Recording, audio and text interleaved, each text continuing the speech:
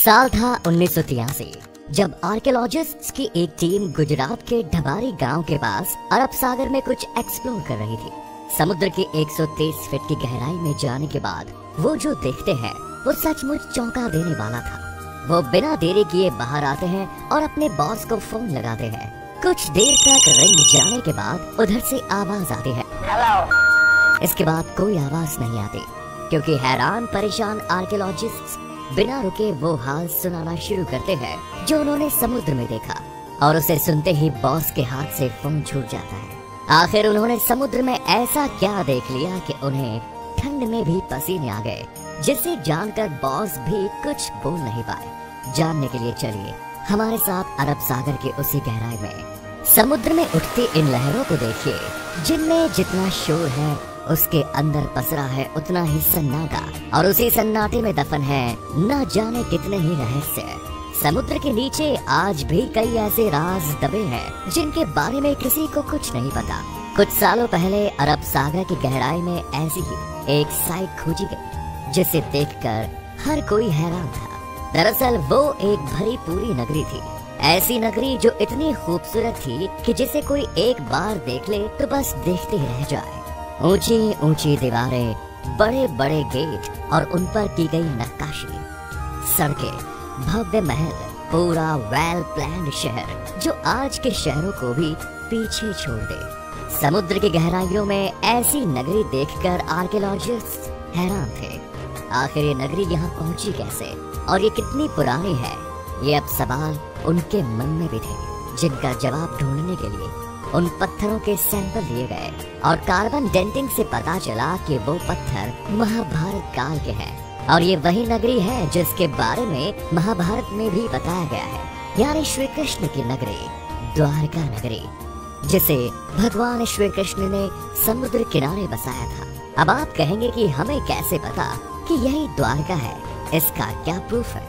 क्योंकि द्वारका जो गुजरात के जामनगर जिले में अरब सागर के तट पर बसा एक छोटा सा शहर है, जिसे भगवान विष्णु के 4 धामों में से एक माना जाता है, जहां हजारों कृष्ण भक्त दूर दूर से दर्शन के लिए आते हैं। अगर वो द्वारका है तो फिर ये क्या है?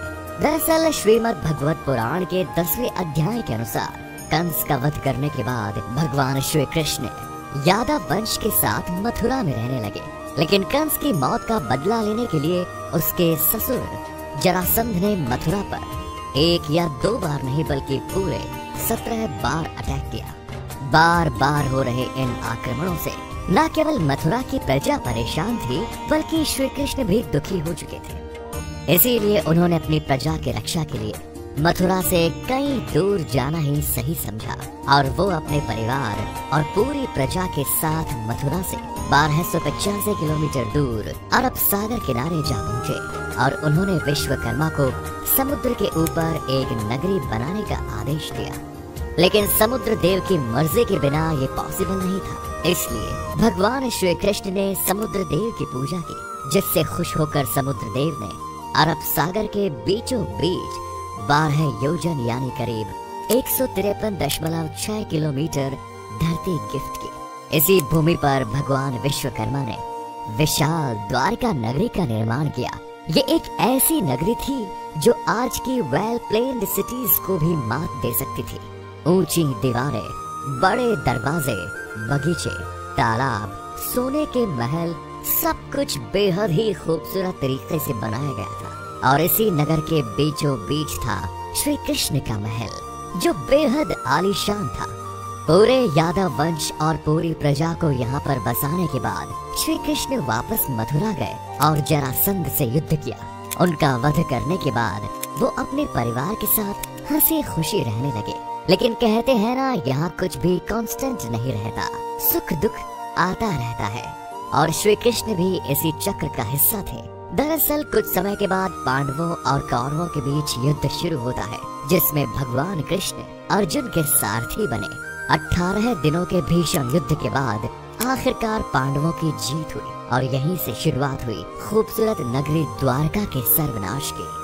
दरअसल महाभारत के स्त्री पर्व के अकॉर्डिंग माता गंधारी ने जब अपने 100 पुत्रों के शव देखे तो वो ये दुख नहीं सह पाई।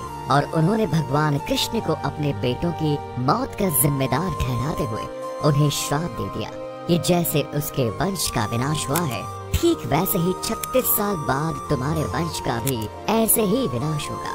श्री कृष्ण इसके बारे में पहले से जानते थे, इसीलिए उन्होंने माता गांधारी के श्राप को आशीर्वाद समझकर एक्सेप्ट कर लिया। इसके अलावा एक और श्राप था जो यादव वंश के विनाश का कारण बना। एक बार की बात है, जब द्वारका के पास बसे पवित्र स्थल पिंडारक में कई ज्ञानी साधु संत आए हुए थे। उन्हें देखकर श्री कृष्ण के पुत्र सांब ने अपने दोस्तों के साथ मिलकर ऋषि मुनियों के साथ शरारत करने की सोची। फिर क्या था, सांब ने एक गर्भवती स्त्री का भेष बदला और पहुंच गया साधु संतों के पास। वहां जाकर उसने ऋषि मुनियों से अपने होने वाले बच्चे के बारे में पूछा। ऋषि मुनि अपने साथ हो रहे इस मजाक से क्रोधित हो गए और उसने सांब को श्राप दे दिया कि वो एक लोहे के मूसल को जन्म देगा जो यादव वंश के विनाश का कारण बनेगा। अब श्राप तो एक ही भारी होता है, यहाँ तो दो मिल चुके थे। और थोड़ी देर बाद सांब के कपड़ों से एक लोहे का मूसल मिला।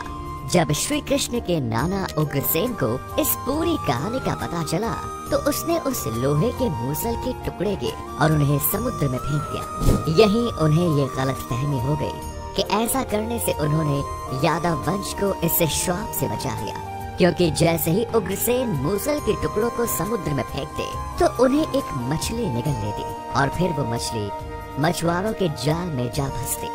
जब उन्हें चीरा जाता तो उनके पेट से उसी लोहे के मूसल के टुकड़े निकलते हैं। एक शिकारी उन लोहे के टुकड़ों से जहरीले तीर बना लेता है और ऐसे टुकड़े टुकड़े होने के बाद भी ये लोहे का मूसल एक बार फिर तैयार हो जाता है यादव वंश के विनाश के लिए। लेकिन कैसे? दरअसल 36 साल बीत चुके थे और वो समय आ चुका था जब माता गांधारी के श्राप को सच साबित होना था। पूरा यादव वंश नशे के लत में डूब चुका था। धीरे धीरे उन्होंने आपस में ही लड़ना शुरू कर दिया। फिर क्या था, अंदर ही अंदर यादव वंश में युद्ध छिड़ गया। भाई भाई को मारने लगा और धीरे धीरे पूरे राजवंश का विनाश हो गया। ये सब देखकर बलराम जी ने धरती का त्याग कर दिया और श्री कृष्ण जी जंगलों की तरफ निकल पड़े। कुछ देर चलने के बाद वो एक पीपल के पेड़ के नीचे जाकर लेट गए। तभी एक शिकारी ने उन्हें हिरण समझकर उन पर तीर चला दिया। ये वही शिकारी था जिसने मछली के पेट से निकले टुकड़ों से तीर बनाया और ये वही जहरीला तीर था जो लोहे के मूसल से बना था। जैसे ही ये जहरीला तीर श्री कृष्ण को लगा तो उनकी मौत हो गई और उन्हीं के साथ पूरा यादव वंश खत्म हो गया। जब अर्जुन को इसका पता चला तो वो दौड़कर द्वारका पहुंचे, लेकिन तब तक वहाँ सब कुछ खत्म हो चुका था। पूरी द्वारका आग में जल रही थी। इसके बाद अर्जुन ने जैसे तैसे खुद को संभाला और जलती हुई नगरी से लोगों को बाहर निकाल लिया। खाली होते ही द्वारका नगरी हमेशा के लिए समुद्र में समा गई। अब आपका द्वारका को लेकर जो कंफ्यूजन है उसको भी दूर करते हैं। दरअसल आज द्वारका को दो हिस्सों में बांटा गया है, द्वारका और बेट द्वारका। द्वारका समुद्र के किनारे बसा एक छोटा सा शहर है और बेट द्वारका अरब सागर के बीच बसा एक द्वीप। काफी सालों तक तो बेट द्वारका को माइथोलॉजी या पौराणिक कथा मानकर नेग्लेक्ट किया जाता रहा। इसका रीजन ये था कि हमारे पास ऐसा कोई प्रूफ नहीं था जो पौराणिक कथाओं में शामिल इस खूबसूरत सी नगरी को असली साबित कर सके। 1930 में अरब सागर में खोज की गई और इस दौरान बेट द्वारका के कई अवशेष मिले। फिर 1963 में इस आइलैंड पर खुदाई की गई तो कई पुरानी मूर्तियां और आर्टिफैक्ट हाथ लगे। फिर कई इंटरेस्टिंग थ्योरी सामने आई जो इस बात का सबूत थी कि श्री कृष्ण बेट द्वारका में अपने परिवार के साथ रहते थे। लेकिन ये छानबीन यही खत्म नहीं हुई और 1983 से 1990 के बीच under water archaeologist doctor S.R. Rao और उनकी टीम ने इस मिशन को कंप्लीट करने का बीड़ा उठाया। ये टीम काफी दिनों तक खोजबीन में जुटी रही। इसके बाद उन्हें पानी के नीचे एक खूबसूरत नगरी के अवशेष मिले। लेकिन यहाँ पर भी सवाल वही था कि क्या सच में समुद्र की गहराई में जो अवशेष मिले हैं वो श्री कृष्ण की नगरी द्वारका के ही थे? इसका पता लगाने के लिए आर्कियोलॉजिस्ट्स ने उन पत्थरों की कार्बन डेंटिंग की। कार्बन डेटिंग से करीब 50,000 साल पुराने किसी अवशेष के बारे में पता लगाया जा सकता है कि वो किस युग का है। डॉक्टर नरहरि आचार्य ने महाभारत में मेंशन ग्रहों की स्थिति एस्टेरॉइड्स के जरिए ये कैलकुलेट किया कि महाभारत का युद्ध 3120 बीसी में बसा हुआ था और महाभारत के अनुसार उसी युग में ही द्वारका का भी निर्माण हुआ। जब पत्थरों की कार्बन डेटिंग की गई तो पता चला कि ये पत्थर उसी समय के हैं, लेकिन पत्थरों का क्या है, वो तो किसी भी युग के हो सकते हैं। और इससे ये कैसे पता चला कि ये द्वारका के ही अवशेष हैं? इस बात को प्रूव करने के लिए आर्कियोलॉजिस्ट्स कूद गए अरब सागर में और समुद्र में मिले इसी नगरी का एरिया मापना शुरू कर दिया। और शायद आपको जानकर हैरानी होगी कि इस नगरी का मेजरमेंट 12 योजन यानी 153.6 किलोमीटर का था। भागवत पुराण के अनुसार ये उतनी ही जमीन थी जितनी समुद्र देव ने श्री कृष्ण को द्वारका बसाने के लिए दी थी। और ये इस बात का सबूत था कि ये श्री कृष्ण की नगरी द्वारका है और समुद्र के नीचे आज भी ये खुदाई जारी है। तो ये थी कहानी श्री कृष्ण की नगरी द्वारका नगरी की। उम्मीद है आपको इससे काफी कुछ सीखने को मिला होगा। बहरहाल वीडियो पसंद आई तो लाइक करें, शेयर करें और हाँ, चैनल को सब्सक्राइब जरूर करें। धन्यवाद।